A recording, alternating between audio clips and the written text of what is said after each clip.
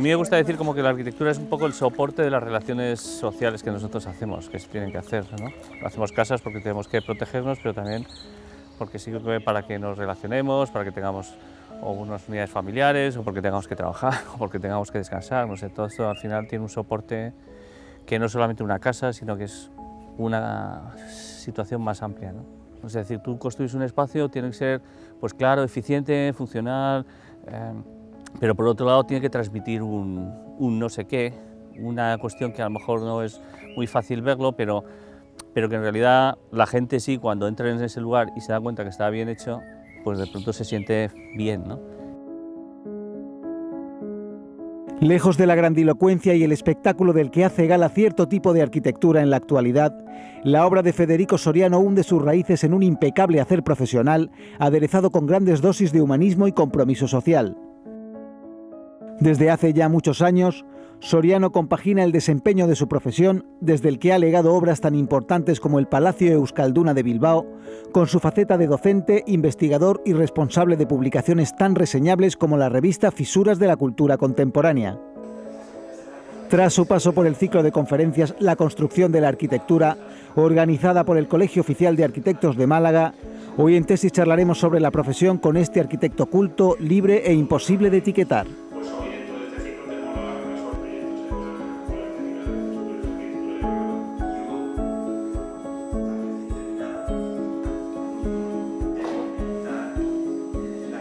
Yo creo que como con ese momento así como científico que tuvo la sociedad pues a mitad de los años 20, 30, 40, 60, se pensó que el arquitecto era un técnico que tenía que resolver problemas y que la sociedad era el que le decía, pues este es el problema que tienes que hacerme. Y de ahí nos hemos ido dando cuenta que el arquitecto, como conoce toda esta situación y al mismo tiempo está también inmerso en la sociedad, es decir, que no somos unos entes como unos científicos de laboratorio que resuelven un problema sin estar, en realidad podemos detectar situaciones en las cuales a lo mejor la pregunta era más importante que dar la respuesta. Y a lo mejor replanteamos la pregunta y decimos, oye, esta pregunta no está bien, o en realidad habría que hacer esta otra pregunta.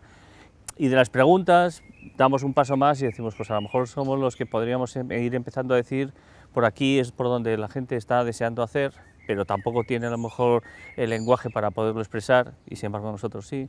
Entonces hemos pasado de eso, como de unos médicos que resuelven una enfermedad, a unas personas que en realidad ponen en cuestión si realmente es esa enfermedad o es esa otra, cuál sería el problema que tenemos que resolver, a unos que yo creo que es la situación actual, que es la que podrían convertirse casi como en, no sé, en fareros, en visualizadores de qué es lo que la gente al final demanda, ¿no? O quiere o necesita, ¿no? La responsabilidad de un arquitecto, yo creo que es enorme, o sea, o sea, tienes que ser como consciente de que es muy grande, muy gorda, así hablándolo como de manera muy directa, la responsabilidad que tienes. O sea, es responsable de mucho dinero, es responsable de una obra que cuesta muchísimo esfuerzo, muchísimas personas, muchísimo tiempo llevarla a cabo. Entonces no puedes ni gastar el dinero tonto, ni hacer tonterías, y luego tienes una responsabilidad bastante grande porque lo que tú das es un soporte que va a resolver, pues eso, no sé, una actividad social, una actividad económica, una actividad empresarial, una actividad cultural o lo que sea, y en realidad lo tienes que hacer para que sirva, no solamente para ahora, sino también para el futuro. Entonces, yo eso sí creo que es una situación que es bastante importante y que cada vez también te digo que los alumnos que van saliendo de la universidad van teniendo más consciencia de ese valor, o sea, de la responsabilidad que tenemos de hacer las cosas.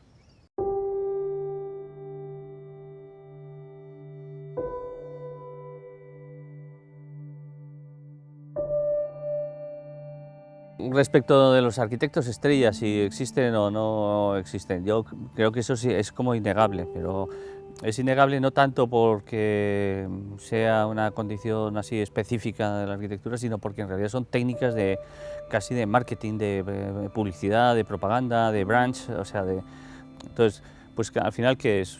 Pues un arquitecto también estamos en un mercado competitivo, tienes que producir una determinada imagen, tienes también que separarte de otro, porque en realidad esa situación también se produce. Tú entras en un supermercado y ves 16 marcas distintas de dentrífico y todas tendrán la misma composición.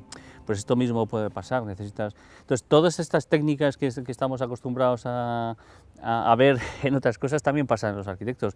Una ciudad contrata a un arquitecto porque también quiere tener una determinada marca que lo tiene que hacer, igual que compra un cuadro, que compra...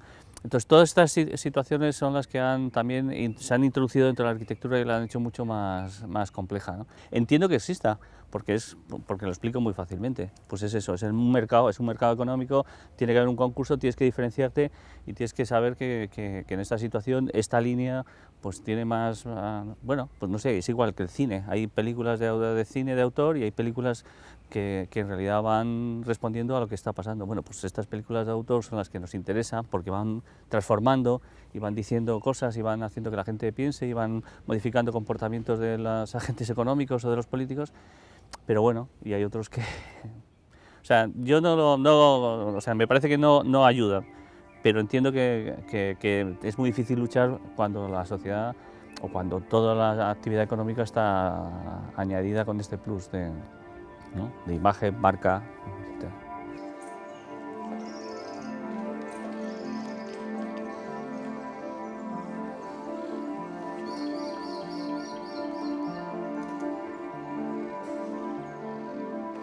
Todo lo que construimos es nuestro patrimonio y no lo podemos irlo derribando de cualquier manera. Y incluso derribar es muy caro y construir es muy caro y todo lleva mucho tiempo y que deberíamos en realidad tener una condición un poco más, o sea, más sensible con todo, ¿no? Con lo antiguo y con lo moderno, ¿no? Entonces yo sí creo que eso es una cuestión que está dentro de la sociedad, es decir, cada vez hay más gente que está pensando que tiene como que reciclar la ropa, que tiene que reutilizar un objeto, lo manipula y hace otra cosa. Toda esta situación que a pequeña escala a lo mejor las tenemos en nuestras casas o lo hacemos, pues en los edificios está pasando también de la misma manera. Yo creo que eso es una línea que es como imparable, es decir, tenemos que pensar que el patrimonio es una cosa que tenemos que cuidar, pero que también lo podemos modificar, que cualquier edificio, aunque sea malo o viejo, algo tiene y que lo tenemos como que, no sé, que recuperar y rehabilitar, que tirar es o sea, es que es muy caro, o sea, yo creo que es mejor como mantener y reutilizar y transformar y hacer, bueno, lo mismo que hacemos en nuestras casas, ¿no? A pequeña escala. O sea, yo lo que propondría es también pensar esas situaciones, es decir, en vez de decir, oye, están como el patrimonio y los modernos, no, es que es la masa construida, es como la familia, están todos, no son como, o sea, los más pequeños, los nietos, son los que mejor se tratan con los abuelos, pues los edificios que se están haciendo ahora a lo mejor son los que más cuidado tienen como con los edificios antiguos o lo del patrimonio, ¿no? O sea, tenemos que pensar que el patrimonio es tan, o sea, así, o sea, lo tenemos que tener con cariño y con cuidado, pero es un objeto diario que lo tenemos a nuestro alcance y que lo debemos usar y que no... O sea, no estoy en el sentido ese como de conservarlo y no se puede tocar y tienes que entrar casi como con bolsas en los pies para no ensuciarlo, ¿no? Oye, pues envejece y lo limpias y volverás a usarlo, ¿no? O sea, yo creo que tenemos que apropiarnos de él y pensar que es tan actual como pueda ser el último edificio que se haya construido.